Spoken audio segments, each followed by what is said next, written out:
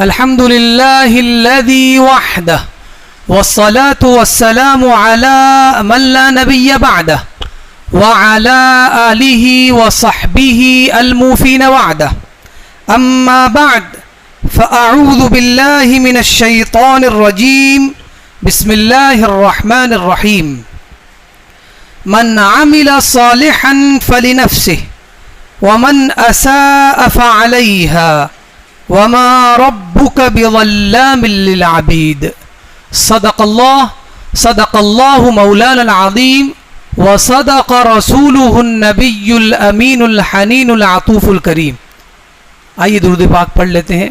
اللہم صلی علی سیدنا و مولانا محمد وعلی آل سیدنا و مولانا محمد بارک وسلم صلاة و سلاما علیک یا رسول اللہ صلی اللہ تعالی علیک وسلم. آج کے اس خطاب کا موضوع یہ ہے کہ حکمراں کیوں ہم پر زیادتی کرتے ہیں، ہم حکمرانوں کے ظلم کا شکار کیوں ہیں، کیا وجہ ہے کہ حکمراں ہم پر ظلم و زیادتی کرتے ہیں، اور ہماری سمجھ کے اعتبار سے یہ لگتا ہے کہ ہم نے کچھ کیا ہی نہیں، تب ہم پر ظلم کیوں ہوتا ہے. اللہ تبارک و تعالی ارشاد فرماتا ہے من عمل صالحا فلنفسه، جس نے نیک عمل کیا تو اس نے اپنے لیے کیا، ومن اساء فعليها، تو جس نے برائی کی تو اس نے اپنے ہی لیے کی، وما ربک بظلام للعبید، اور تمہارا رب بندوں پر ظلم نہیں کرتا ہے. آیت کریمہ کے ترجمے سے واضح ہے کہ اللہ تبارک و تعالی ارشاد فرماتا ہے اے ایمان والو، اگر تم نیکی کرتے ہو، اچھا کام کرتے ہو تو وہ تم اپنے لیے کرتے ہو، اور اسی طرح جب تم کوئی برائی کرتے ہو تو اس برائی کا وبال بھی تمہیں پر آتا ہے. تو کسی بھی کام کرنے سے پہلے یہ سوچ لیں کہ ہم یہ جو کام کر رہے ہیں یہ اچھا ہے یا برا ہے، اس لیے کہ اگر اچھا کرو گے تو وہ آپ کو ملے گا، اور اگر برا کرو گے تو اس کا بھی اجر آپ کو ملے گا. اسلام دو چیزوں میں منقسم ہے، دو چیزوں میں ڈیوائیڈ ہے. ایک ہے عبادات اور دوسرا معاملات. عبادات بنی الاسلام علی خمس، اسلام کی جو بنیاد اور فاؤنڈیشن ہے وہ 5 چیزوں پر ہے. حج، نماز، زکوٰۃ، کلمہ توحید، یہ ساری چیزیں ہم کرتے ہیں، اسی کو عبادات کہتے ہیں. اور دوسرے ہیں معاملات، والدین کے حقوق، بڑوں کے چھوٹوں پر حقوق، چھوٹوں کے بڑوں پر حقوق، بیوی کے حقوق، یہ سارے حقوق، معاملات، بات کرنے کا طریقہ، بڑوں کا ادب کرنے کا سلیقہ، یہ ساری چیزیں کیا ہیں؟ معاملات ہے. ہمیں بیٹھنا کیسے ہے، ہمیں کھانا کیسے ہے، ہمیں سونا کیسے ہے، ہمیں ٹوائلٹ میں جانا کیسے ہے، ناخن کیسے کاٹنا ہے، داڑھی کتنی رکھنی ہے، یہ سارا معاملات ہے. ٹھیک ہے، لیکن اللہ نے اس میں بھی کہا کہ اگر تم اس پر عمل کرو گے معاملات میں تو تمہیں ثواب بھی ملے گا اور تمہاری دنیا بھی اچھی ہو جائے گی. اور عبادات اگر آپ کر رہے ہیں تو آپ کی آخرت اچھی ہوگی. بظاہر تو عبادات کو اگر دیکھیں، میں رکشہ چلاتا ہوں یا میں لوم چلاتا ہوں یا میں کوئی کاروبار کرتا ہوں، نماز کا وقت اگر ہو گیا اور دھندا پیک پر ہے، کسٹمرز کھڑے ہیں، تو اگر میں اپنا کاروبار چھوڑ کر نماز پڑھنے یعنی عبادات کرنے آؤں تو بظاہر تو دنیا میں میرا نقصان ہے. تو پتہ چلا عبادت کا اجر کہاں ملے گا؟ آخرت میں. عبادت آخرت کے لیے ہے. دوسرا جو سیشن ہے وہ ہے معاملات. ہم جو کام کرتے ہیں یعنی کیسے کھانا ہے, کیسے پینا ہے, بڑوں سے بات کیسی کرنی ہے, چھوٹوں پر شفقت کیسے کرنا ہے, حقوق کا خیال کیسے رکھنا ہے, پڑوسی کا خیال کیسے رکھنا ہے, یہ ساری چیزیں اگر ہم کرتے ہیں تو اس میں ڈبل چیز ہے. ایک تو ثواب ملے گا اگر اسلام کی تعلیمات کے اعتبار سے ہم عمل کریں. دوسرا یہ کہ آپ کی دنیا اچھی ہو جائے گی. اگر آپ پڑوسی سے تعلقات اچھے رکھیں تو آپ کی دنیا اچھی ہے کہ نہیں ہے. گھر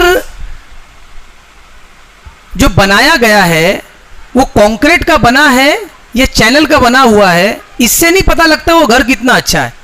گھر کی اہمیت اور اس کی وقعت اور اس کی منزلت اس کے پڑوس سے لگائی جاتی ہے. جب ہم خریدنے جاتے ہیں گھر تو لوگ یہ بولتے ہیں سوسائٹی اچھی نہیں ہے, اس کا پڑوس اچھا نہیں ہے. تو پتہ یہ چلا کہ پڑوسیوں کے حقوق ہے, اگر ہم اسے حق ادا کرتے ہیں اور پڑوسی بھی ہمارا حق ادا کرتا ہے تو ہم بہت خوشحال ہوں گے, زندگی میں بہت خوشحال ہو جائیں گے. اسی کے ساتھ ساتھ اللہ نے کہا اس پہ تم کو اجر بھی ملے گا. اگر اپنے بڑے کی بات سن لی اور اس پر صبر کر لیا, اللہ نے کہا تم کو اس پہ اجر بھی ملے گا اور بڑا بھی خوش ہو جائے گا. جب بڑے کی آپ بات سن لے, اپنے والد کی ڈانٹی سن لے یا اپنے کسی بھی بڑے بھائی کی ڈانٹی سن لے اور اس پر صبر کر لے تو اللہ اس پہ ثواب دے رہا ہے اور اس کے بعد آپ کی دنیا بھی اچھی ہو رہی ہے. باپ بھی یہ سوچے گا میرا فرما بردار بیٹا ہے, بھائی بھی سوچے گا کہ یہ میرا خیال رکھتا ہے, میرا لحاظ رکھتا ہے, تو یہ ہماری دنیا ٹھیک ہو رہی ہے. تو کہنے کا مطلب یہ ہے کہ دنیا میں معاملات اور عبادات دونوں میں سے جو آپ کر رہے ہیں, آپ یہ دیکھیں کہ عبادات تو اچھی ہی ہوتی ہیں, معاملات میں آدمی کو یہ دیکھنا رہتا ہے کہ میں اچھا کر رہا ہوں یا برا کر رہا ہوں. میں پڑوسی کے ساتھ اگر اچھا کر رہا ہوں تو سوچنا چاہیے کہ میں جو بول رہا ہوں وہ صحیح ہے یا نہیں صحیح ہے. اگر غلط بول رہا ہوں تو اس سے واپس آنا چاہیے. اگر صحیح بولوں گا تو اس کو مجھ کو فائدہ ملے گا دنیا میں بھی اور آخرت میں بھی. لیکن ہمارا معاملہ یہ ہے کہ ہم اسلام کی تعلیمات پر عمل کرنا نہیں چاہتے. معاملات میں غور کرنے کا مقام ہے, معاملات میں اسلام کی تعلیمات پر عمل نہیں کرنا چاہتے. عبادات پابندی سے کریں گے. پہلی صف میں ہم نماز پڑھیں گے, داڑھی بھی آپ چیک کر لیں, کرتا بھی ہم پابندی سے پہنتے ہیں اور ٹوپی تو نشان بن گیا ہے سر پہ. یہ ہے پابندی عبادات میں. لیکن اس کا اجر کہاں ملے گا؟ آخرت میں. اور وہ اجر کیسے ملے گا؟ نیت پہ. اب اگر آپ نے دکھاوے کے لیے کیا ہے تو آپ سوچ لیں آپ کو کیا ملے گا, اور اگر اللہ کے لیے کیا ہے, آخرت کی خوف سے کیا ہے, تب تو اس کا ثواب ملے گا. دوسرا جو ہے معاملہ وہ ہے معاملات کا, اس پر ہمارا کوئی خیال ہی نہیں ہے. جب نماز کا وہ اذان ہوئی تو نماز پڑھنے چلیے تو اللہ کا حکم ہے, لیکن یہ بھی تو اللہ کا حکم ہے کہ پڑوسیوں کو مت ستاؤ. یہ بھی تو اللہ کا حکم ہے کہ کسی پر جھوٹی تہمت نہ لگاؤ. یہ بھی تو اللہ کا حکم ہے کہ کسی کا مال ناحق مت کھاؤ. یہ بھی تو حکم ہے. صرف مسجد میں عبادت کرنا یا حج کرنا یا زکوٰۃ دینا یہی ایک حکم ہے؟ یہ سارے احکام ہیں اللہ تبارک و تعالیٰ کے, لیکن مسئلہ یہ کہ ہم نے اس کو ڈیوائڈ کر لیا ہے. نماز الگ چیز ہے, معاملات الگ چیز ہے. تو پتہ یہ چلا کہ عبادات کرنے سے ہماری آخرت اچھی ہو جائے گی, اور معاملات اگر ہم نے صحیح کر لیے تو ہماری آخرت بھی اچھی ہو جائے گی اور دنیا بھی اچھی ہو جائے گی. لیکن ہمارا معاملہ یہ ہے کہ دنیا میں ہم برائیاں کرتے ہیں, اسلام کی تعلیمات پر عمل نہیں کرتے, اور پھر جب اس کا نتیجہ ہمارے سامنے آتا ہے ظالم کی شکل میں, جابر کی شکل میں, اور بالکل ایسا ظلم ہم سہتے ہیں کہ ہمیں پتہ نہیں چلتا کہ ہم نے کب کیا کیا تھا, تب ہم کیا کرتے ہیں, یہ نہیں پتہ لگاتے کہ آخر یہ ظلم مجھ پر ہو کیوں رہا ہے. ہم یہ سوچتے ہیں کہ ہم تو مظلوم ہیں, ہم نے کچھ کیا ہی نہیں, یہ تو فری میں ہم پر ظلم ہو رہا ہے. لیکن اس وقت ہمیں یہ اندازہ لگانا چاہیے کہ ہم نے بھی تو کہیں کچھ کیا تھا جس کی وجہ سے ہم پر یہ آ رہا ہے. وہ اللہ نے یہ بتا دیا ہے کہ آپ جب کوئی برائی کرتے ہیں تبھی آپ کو اس کا نتیجہ ملتا ہے, اور جب کوئی نیکی کرتے ہیں تو اس کے عوض آپ کو نیکی ملتی ہے. تو جو آپ اچھا کرتے ہو اس کا نتیجہ اچھا ہوتا ہے, جو برا کرتے ہو اس کا برا ہوتا ہے. تو ہم نتیجے کی طرف یعنی اپنے ماضی کی طرف پلٹ کر کیوں نہیں دیکھتے کہ ہم نے کیا کیا ہے؟ کہیں ایسا تو نہیں کہ ہم نے کسی کا حق مار لیا ہے اور ہمیں پتہ نہیں, کہیں ایسا تو نہیں ہے کہ ہم نے کسی کا مال مار لیا ہے, کہیں ایسا تو نہیں کہ جو بھاؤ ہے اس سے زیادہ ہم پیسہ لوگوں سے لیتے ہیں اور لوگ کو سمجھ میں نہیں آتا. لیکن ہمیں یہ سمجھ میں نہیں آتا کہ لوگوں کا جو رب ہے اسے سب کچھ سمجھ میں آتا ہے, وہ علیم و خبیر ہے.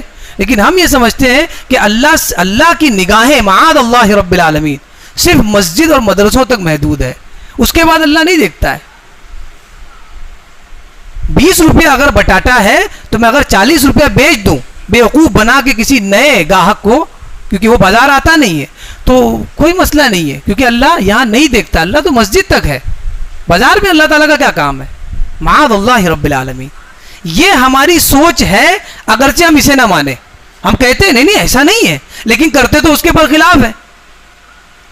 اگر آپ اپنے والد کا ادب کرتے ہیں تو ان کے سامنے آپ پان نہیں کھائیں گے، بیڑی نہیں پئیں گے، بری باتیں نہیں کریں گے، لیکن آپ یہ کہیں کہ نہیں میں تو بہت ادب کرتا ہوں، اور ان کے سامنے آپ برائیاں کریں، تو بتائیے آپ کے قول و فعل میں تضاد ہوا کہ نہیں ہوا؟ تو بولنے سے نہیں ہوتا ہے، کام کرنے سے ہوتا ہے۔ تو آج جو ہم لوگ جس مصیبتوں میں اور حکمرانوں کے ظلم و زیادتی کا شکار ہے، اس کی وجہ ہمارے ہی اعمال ہے، اور یہ میں نہیں کہہ رہا ہوں، نبی پاک صلی اللہ علیہ وآلہ وسلم نے حدیث میں بتا دیا۔ جب یہ حدیث میں نے پڑھی تو مجھے حیرت ہوئی کہ جو چیز ہم سوچ رہے ہیں وہی چیز اللہ تبارک و تعالیٰ نے لکھ دی اپنے رسول صلی اللہ علیہ وسلم کی زبانی۔ حضور فرماتے ہیں، حدیث ہے، ان اللہ یقول انا اللہ، اللہ فرماتا ہے کہ میں خدا ہوں، میں اللہ ہوں، لا الہ الا انا، کوئی معبود نہیں ہے سوائے میرے، اللہ تبارک و تعالیٰ فرماتا ہے، مالک الملوک و ملک الملوک، میں بادشاہوں کا بادشاہ ہوں، قلوب الملوک فی یدی، یہ دنیا کے بادشاہوں کے دل میرے ہاتھ میں ہے، یعنی میرے کنٹرول میں ہے، وَإِنَّ الْعِبَادَ إِذَا أَطَاعُونِي، اور جب یہ دنیا کے بندے، میرے بندے دنیا میں رہنے والے میری اطاعت و فرما برداری کرتے ہیں، حَوَّلْتُ قُلُوبَ مُلُوكِهِمْ عَلَيْهِمْ بِالرَّأْفَةِ وَالرَّحْمَةِ، تو میں ان کے بادشاہوں کے دل کو ان لوگوں کے لیے نرم اور مہربان کر دیتا ہوں۔ حدیث ہے۔ ہم کس سے ڈر رہے ہیں؟ اس بادشاہ سے ڈر رہے ہیں جس کو اللہ نے اپوائنٹ کیا ہے، جبکہ ڈرنا اس سے چاہیے جس نے اس کو اپوائنٹ کیا ہے۔ اللہ نے فرمایا یہ جتنے بادشاہ ہیں، جتنے بھی بادشاہ ہو، جتنے بھی ملین اور بلین کے ان کے پاس مالیت ہو، یہ سب، ان سب کا دل میرے ہاتھ میں ہے، یہ میرے کتے ہیں، اگر تم نے میری اطاعت نہیں کی تو میں انہیں آپ پر چھوڑ دوں گا، اور اگر آپ نے میری اطاعت کر لی تو پھر میرے ہاتھ میں ان کا دل ہے۔ فرمایا اذا اطاعونی، جب میری اطاعت کر لیں، جب لوگ میری اطاعت کر لیتے ہیں تو ان بادشاہوں کے دلوں کو میں مہربان کر دیتا ہوں عوام کے لیے۔ اور پھر آگے فرمایا وَإِنَّ الْعِبَادَ إِذَا عَصَوْنِي، اور جب بندے میری نافرمانی کرتے ہیں، میری نہیں سنتے ہیں، حَوَّلْتُ قُلُوبَهُمْ عَلَيْهِمْ بِالسُّخْطَةِ وَالنِّقْمَةِ، تو میں بادشاہوں کے دلوں کو ان کے لیے غضبناک اور سخت کر دیتا ہوں۔ فَسَامُوهُمْ سُوءَ الْعَذَابِ، پھر وہ بادشاہ میرے بندوں کو خطرناک اور دردناک عذاب چکھاتے ہیں۔ حدیث۔ ہم سوچ رہے ہیں کہ پتہ نہیں کیوں ظلم ہو رہا ہے، لیکن ہم یہ نہیں دیکھ رہے کہ ہم نے کتنا ظلم اپنی جان پہ کیا ہے۔ تو یہ سارا کچھ جو ہے ہمارا کیا دھرا ہے، اللہ تبارک و تعالیٰ ظلم نہیں کرتا۔ اللہ، میں نے آیت کریمہ فرمایا وَمَا رَبُّكَ بِظَلَّامٍ لِّلْعَبِيدِ، اور تمہارا رب اپنے بندوں پر ظلم کرتا ہی نہیں ہے۔ بندے اپنی جانوں پر ظلم کرتے ہیں برائیاں کر کے، کیونکہ قانون اللہ نے بنا دیا ہے، اچھا کرو گے اچھا ملے گا، برا کرو گے برا ملے گا، لیٹ صحیح لیکن ملے گا۔ یہ تمہارے ہاتھ میں ہم نے دے دیا ہے۔ آگے فرمایا تو یہ جو ہم کہتے ہیں کہ جب کچھ برائیاں ہوتی ہے، مہنگائی بڑھ گئی، تو یار یہ گورنمنٹ نے ایسا کر دیا ہے، حکمرانوں نے ایسا کر دیا ہے۔ دیکھیے حدیث سنیے، آپ فرماتے ہیں فَلَا تَشْغَلُوا أَنفُسَكُمْ، اللہ فرما رہا ہے فَلَا تَشْغَلُوا أَنفُسَكُمْ بِالدُّعَاءِ عَلَى الْمُلُوكِ، تو ان بادشاہوں کو بد دعا کرنے میں مت لگ جاؤ، ان بادشاہوں کے حق میں بد دعا کرنے میں بزی مت ہو جاؤ، وَلَكِنِ اشْتَغِلُوا بِالذِّكْرِ وَالتَّضَرُّعِ إِلَيَّ، بلکہ میرا ذکر اور میری جانب لگ کر، یعنی میری عبادت کرنے میں لگ جاؤ۔ مفہوم؟ ان بادشاہوں کو گالیاں مت دو، بلکہ تم میری عبادت میں لگ جاؤ۔ اور پھر آگے فرمایا جب تم میری عبادت میں لگ جاؤ گے فرمایا اکفیکم ملوککم، میں تمہارے بادشاہوں کے لیے تنہا کافی ہوں. یہ اللہ تبارک و تعالیٰ کا قول ہے، چیلنج ہے یہ. لیکن اب یہ چیلنج ہے تو اب ایک مسلمان اگر اپنے اسلام کو چیک کرنا چاہتا ہو کہ میرا اسلام کتنا پاورفل ہے، اس پر عمل کر کے دیکھ لیں. کیا میرے معاملات صحیح ہیں؟ میری عبادات صحیح ہیں؟ کیا میں اپنے حقوق برابر ادا کر رہا ہوں؟ میں اپنی بیوی بچوں کو صحیح پال رہا ہوں؟ میں اپنے والدین کا خیال رکھ رہا ہوں؟ والدین کو یہ سوچنا چاہیے کیا میں اپنے بچوں کے ساتھ صحیح سلوک کر رہا ہوں؟ ان کے حصوں کو برابر بانٹ رہا ہوں؟ یہ ساری چیزیں ہر ایک کو سوچنا ہے. ایک بات سمجھ لے، یہ نہیں ہے کہ والدین کی آپ کو اطاعت کرنی ہے، ہم کو تو کرنی ہے، لیکن والدین کے لیے بھی کچھ حقوق ہے بچوں پر، انہیں اس کا ادا کرنا ہے. تو جس طرح ہماری یعنی بچوں کی دنیا خراب ہو سکتی، دین خراب ہو سکتا ہے والدین کی نافرمانی میں، اسی طرح والدین اگر بچوں کا حق مار رہے ہیں، حق سے مراد یہ کہ ان کے ساتھ بدسلوکی کر رہے ہو، ان کو تکلیف میں ڈال رہے ہو اپنے غصے کے لیے، ان کے لیے اپنے ہی بچے جہنم کا ایندھن بن جائیں گے، خود ان کے لیے سبب بن جائیں گے جہنم کا. دونوں کے لیے ہے. آگے فرمایا جو میں بتانا چاہ رہا ہوں آج کے موضوع کے حساب سے کہ یہ جو اسلام کی تعلیمات ہے یہی ہمیں پرووک کرتی ہے کہ ہم اس دنیا میں خوشحال رہ سکتے ہیں. تکلیف اگر آئی ہے تو ہمیں یہ سوچنا چاہیے اللہ کی طرف سے ہے اور اس پر بھی اللہ نے ثواب دیا ہے، اور جب ثواب دیا ہے تو پھر تکلیف کہاں رہ گئی. یہاں سے ایک مثال میں دیتا ہوں کہ اگر ہمیں کوئی کہے کہ یہاں سے آپ کو بمبئی جانا ہے، یہاں سے آپ کو امریکہ جانا ہے تو ہم جائیں گے. لیکن اگر آپ کو کوئی عوض دے دے کہ ہم آپ کو 2 لاکھ دیں گے، 1 لاکھ دیں گے، 50,000 دیں گے عوض بدلہ، تب ہم جانے کے لیے بالکل تیار ہیں. کوئی وجہ تو ہونی چاہیے، کوئی فائدہ تو ہونا چاہیے.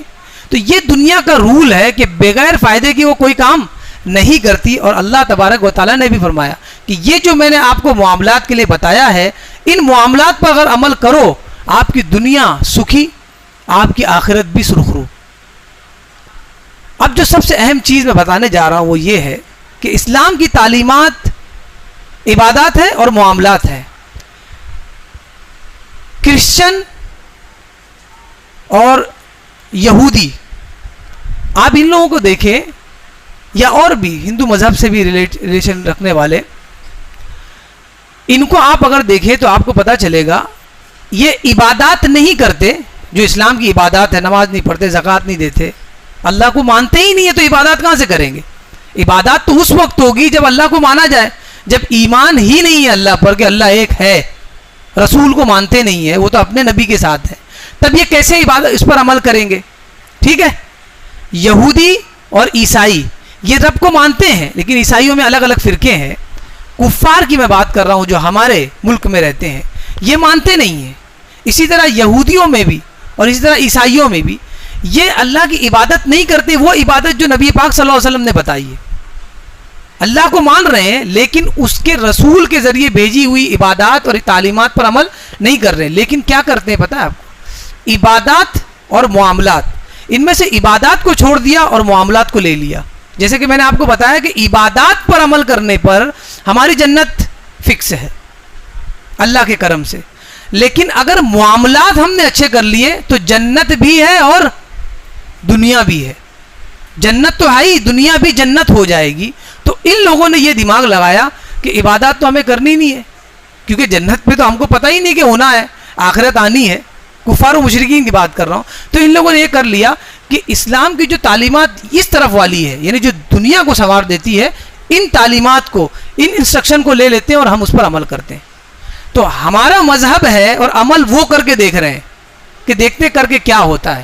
اور یہ حال ہے کہ صرف ان تعلیمات پر، معاملات پر عمل کرنے کی بنیاد پر میں اب دوسرا ایک وہ حدیث شریف پیش کرنے جا رہا ہوں.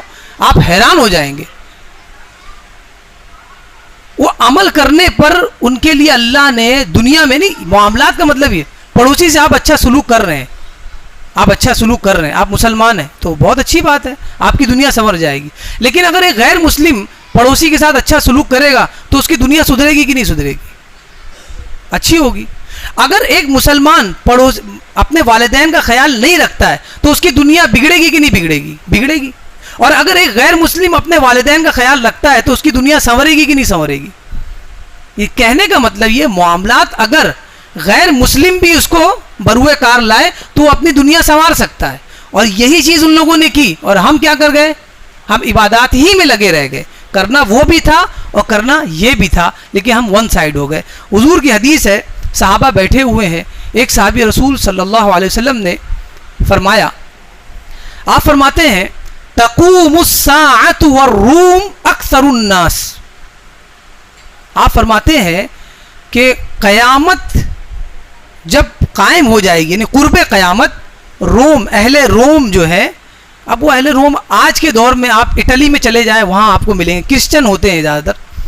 فرمایا کہ اہل روم جو ہے قرب قیامت لوگوں میں سب سے زیادہ ہوں گے, یعنی سب سے زیادہ پائے جائیں گے. سوچیے آج کے ساتھ ساتھ بروز قیامت یعنی قرب قیامت وہ لوگ کی کثرت ہو جائے گی.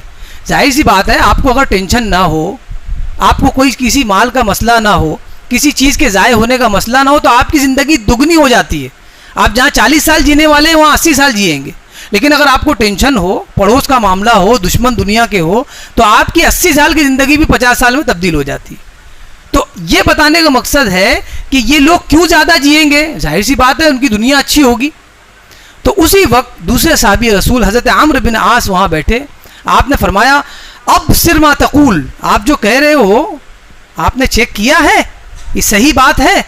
تب انہوں نے جواب دیا اقول ما سمعت من رسول اللہ صلی اللہ علیہ وسلم, یہ جو میں نے کہا ہے کہ اہل روم قرب قیامت, قیامت کے دن کثرت سے ہوں گے, یہ میں نہیں کہہ رہا ہوں, یہ حضور کی بات میں نے نقل کی ہے, یہ حدیث ہے.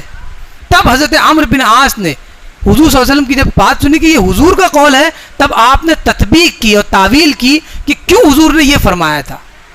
بہت ذہین تھے حضرت عمرو بن عاص. آپ نے فرمایا کہ یہ جو قوم ہے اہل روم, یہ رومی لوگ قیامت تک اتنے کثرت سے صرف 4 وجہ سے ہیں. 5 وجہ گنائی ہے, 5 خصلتیں ان کے اندر پائی جاتی جس کی وجہ سے ان کی عمریں لمبے ہو گئی. وہ خصلتیں آپ سنیں جس پر ہمیں عمل کرنا تھا, جس کی تعلیمات اسلام نے ہمیں دی تھی, وہ اس پر عمل پیرا ہے. حضرت عمرو بن عاص فرماتے ہیں لئن قلت ذلك ان فيهم لخصالا 4, ان کے اندر 4 خصلتیں ہیں, اگر آپ نے کہہ دی ہے تو میں آپ کو بتاؤں کہ ان 4 خصلتوں سے یہ زیادہ زندہ رہیں گے. فرمایا پہلی انہم لاحلم الناس عند فتنہ, آزمائش کے وقت یہ لوگ, آزمائش جب طاری ہو جاتی ہے تو لوگوں میں سب سے زیادہ صبر کرنے والے یہ لوگ ہیں. ہمارے اوپر اگر آزمائش آ جائے تو ہم اپنے آپ کو سنبھال ہی نہیں پاتے ہیں. کتنے تو ایسے ہیں کہ گھر کا بوجھ وقت کے ساتھ بڑھتا ہے, 2 بچے تھے 3 ہو گئے 4 ہو گئے, ہاں, اور پھر جب چیزیں استعمال کرنے لگے, کھانے کا راشن بڑھتا چلا گیا, استعمال میں زیادہ آئی تو بجلی کا بل بھی بڑھنے لگا, لیکن ہم وہی 5,000 میں کھڑے ہیں, 5,000 میں کھڑے ہیں. اور اس کے بعد جب یہ لوڈ سب ہمارے سر پر آتا تو ہم کیا کہتے ہیں, اب وہ 5,000 کو 10,000 نہیں کریں گے, بلکہ 500 کی ایک بیئر خرید لیں گے اور وہی پی کر, یا ایک اب تو گولی آ گئی 10 روپے کی 20 روپے, اور وہ گولی کھا کر دنیا سے بے نیاز ہو جاتے ہیں. یہ سوچ لیتے ہیں کہ ہمارے تو کوئی بچے ہی نہیں ہے, ہم کو کیوں کمانا ہے. یہ ہے کہ جب آپ پر مصیبت اور آزمائش آئے ڈٹے رہو, کیونکہ آزمائش آتی ہی ہے جانے کے لیے. یہ تو اللہ آپ کو آزما رہا ہے. اس کی وجہ, سب سے پہلی وجہ کہ وہ آزمائش کے وقت ڈٹے رہتے ہیں, صبر کرتے ہیں. دوسری وجہ وَأَسْرَعِهِمْ إِفَاقَةً بَعْدَ مُصِيبَةٍ, اور جب ان پر کوئی مصیبت طاری ہو جاتی ہے, جب مصیبت کوئی طاری ہو جاتی ہے, مصیبت کا شکار ہو جاتے ہیں, تو لوگوں میں سب سے ماہر ہے وہ مصیبت سے نکلنے میں, اس کا علاج کرنے میں. مصیبت سے نکلنے کا جو علاج ہے وہ فوری طور پر وہ نکال لیتے ہیں. لیکن ہمارے یہاں کیا ہے, اگر مصیبت میں پھنس گئے ہیں تو ہاتھ باندھ لیا ہے کہ اب کچھ کرنا نہیں ہے, اب صرف رونا ہے زندگی بھر اپنی بد قسمتی پر. ارے قسمت آپ کی بد ہے یا خوش ہے, یہ آپ کو کس نے بتایا؟ یہ تو غیب تھا. آپ کیسے سمجھ گئے کہ میری بد قسمتی ہے, میں ہمیشہ غریب رہوں گا؟ یہ آپ کون ہوتے ہیں فکس کرنے والے؟ یہ آپ کی بد قسمتی, یہ آپ کیسے کہہ سکتے ہیں کہ آپ ہمیشہ غریب رہیں گے؟ کتنے ایسے غریبوں کو میں نے دیکھا کہ اپنی لڑکیوں کا رشتہ غریبوں میں ہی ڈھونڈ رہے ہیں. کیوں؟ کیونکہ ہم تو غریب ہیں. ارے کبھی تو امیر ہو جاؤ گے, اللہ کبھی تو نوازے گا. اپنے آپ کا جو لیول ہے اس کو خود گرا رہے ہیں اور معاشرے کو بولتے ہیں کہ لوگ ہم کو جو ہے فقیر کہتے ہیں. آپ نے کبھی اڑنا سوچا ہی نہیں, اسی لیے وہیں کھڑے ہو. जब कोशिश करोगे तब तो उड़ोगे, बगैर कोशिश के तो परिंदा भी नहीं उड़ता है। अब अगली जो बहुत अहम, वो औशकुहुम कर्रतन बाद फर्रा, यानी कहने का मतलब ये है कि जब वो भागते हैं किसी मुसीबत से तो फौरन उस पर हमला करते हैं। हम होता है कि हम कभी कभी चलते हैं रास्ते पर तो तेज़ी से चल के चले जाते हैं, कोई मुसीबत आई तो हम उसका मुकाबला करते हैं, लेकिन मुसीबत बहुत बड़ी होती है जिसकी वजह से हम दब जाते हैं। लेकिन उस वक्त उस पत्थर के नीचे दबना नहीं है, बल्कि दोबारा उस पर हमला करना है। इसीलिए आप देखें, सीधी ज़मीन पर आप चलते हैं, आसानी से चलते हैं, लेकिन अगर टीला आ गया, पहाड़ आ गया, तो हम क्या करते हैं? 2 कदम पीछे जाते हैं, 4 कदम पीछे जाते हैं। क्यों? क्योंकि टीले का हम मुकाबला नहीं कर सकते, लेकिन 2 कदम और 4 कदम पीछे इसलिए जाते हैं ताकि दौड़ने में आसानी हो जाए। फिर दौड़ते हुए आते हैं और हम वो टीला पार कर जाते हैं। तो पीछे इसलिए होना है ताकि रफ्तार बढ़ जाए, पीछे इसलिए नहीं होना है कि हम हार मान गए। अब अगली जो चौथी खसलत है, वह खैरुहुम लिमिस्कीन व यतीमिन व ज़ईफ़, ये खसलत भी हमारे यहाँ नापैद होती जा रही है। कुछ ही लोग हैं जो ये करते हैं कि वो गरीबों और यतीमों और कमज़ोरों के लिए दुनिया में सबसे बेहतर लोग हैं, उनके साथ हुस्न सलूक करते हैं। यतीम को देखा उसकी खैर खाही की, गरीब को देखा तो उसके लिए कुछ माल का इंतज़ाम कर दिया, ये लोग करते थे। उसके बाद खामिसतुन हसनतुन जमीला, और 5वीं खसलत सबसे अच्छी खसलत, हज़रत आमिर बिन आस फरमाते हैं वो अमनाउहुम मिन ज़ुल्मिल मुलूक, कि जब वो बादशाह बन जाते हैं तो वो अपनी रियाया पर जुल्म नहीं करते हैं। हमारा ये हाल है कि जब तक गरीब है तो दुनिया के सामने अपने मजलूमियत का रोना रोते हैं, लेकिन जिस दिन माल आ गया, जिस दिन सल्तनत आ गई, जिस दिन पकड़ मजबूत हो गई, तो ये भूल जाते हैं कि हम पर भी कभी जुल्म हुआ था, और हर आने वाले के ऊपर जुल्म करना शुरू कर देते हैं। ये है अहम चीज़, और ये सारी आपने देखी, ये सारी तालीमात इस्लाम है जिस पर गैरों ने अमल किया, और उसके बारे में हुजूर ने पहले ही फरमा दिया कि ये क़यामत तक जिएंगे, लॉन्ग लास्टिंग लाइफ है। इतनी लॉन्ग लाइफ किसी की नहीं है, किसी कौम के बारे में हुजूर ने नहीं फरमाया। और एक आखिरी बात बोलकर मैं रुखसत हो जाऊंगा। इस्लाम की तालीमात और इस्लाम हमारे लिए क्या हैसियत रखता है, हज़रत उमर की ज़बानी हम सुन लेते हैं। हज़रत उमर फरमाते हैं, नहनु कौमुन अअज़्ज़नल्लाहु बिल इस्लाम, हम वो कौम है जिसे अल्लाह तबारक व तआला ने इस्लाम दिया और इस्लाम देकर हमें मुअज़्ज़ज़ किया। हम अगर मुअज़्ज़ज़ और मोहतरम है दुनिया की नज़र में तो इस्लाम की वजह से। हज़रत उमर फरमा रहे, वरना तो हम ऊँटों को चराया करते थे, रेवड़े चराया करते थे। हमको जो इज़्ज़त मिली है वो इस्लाम से मिली है। और आगे फरमाया, फमहमा इब्तगैनल इज़्ज़त फ़ी गैरिह, तो जब भी हम इज़्ज़त, वक़ार और अच्छाई इस्लाम के अलावा किसी मज़हब में ढूंढेंगे, अज़ल्लनल्लाह, तो अल्लाह हमें जलील कर देगा। आज देखिए हमारे बच्चों का फैशन है वो इस्लाम के तरीके पे, वो समझते हैं कि गैरों का फैशन हमने अगर अपनाया तो हम बहुत मुअज़्ज़ज़ होंगे। उमर फरमा रहे, इस्लाम का फैशन अपनाओ, हम तुम्हें इज़्ज़त देने वाले हैं। जैसे हमें इज़्ज़त मिली ऐसी ही तुमको भी मिलेगी। अल्लाह तबारक व तआला की बारगाह में दुआ है कि हमें कहने सुनने से ज़्यादा उस पर अमल की तौफीक अता फरमाए। वमा अलैना मोहतरम, अस्सलाम वालेकुम रहमतुल्लाहि व बरकातुहू। मेमार मिल्लत चैनल की एक नई पेशकश, जो भी हमने आपकी पेशकश हमारी आपको कैसी लगी, कमेंट बॉक्स में आप ज़रूर हमें अपने कमेंट से नवाजें, मस्बत बातें हमें अता करें। अगर हम कहीं गलती कर रहे हैं तो उससे भी आप हमें आगाह करें, जो हमेशा मैं आपको याद दिलाता हूँ। अब भी आप तवज्जो फरमाएं, नवाजिश होगी, आप मेमार मिल्लत चैनल को सब्सक्राइब करें और लाइक करें। लाइक करने से नाजरीन ये होता है कि यूट्यूब चैनल इस क्लिप को, इस वीडियो को दूसरे व्यूअर्स तक फॉरवर्ड करता है। तो लाइक करेंगे तो एक अच्छी बात हम दूसरे तक पहुंचाने का नेक काम करेंगे, और मेमार मिल्लत चैनल को भी ग्रोथ गुजारिश है, सब्सक्राइब जरूर करें और लाइक भी जरूर करें, और हो सके तो शेयर भी करें। अस्सलाम वालेकुम रहमतुल्लाहि व बरकातुहू।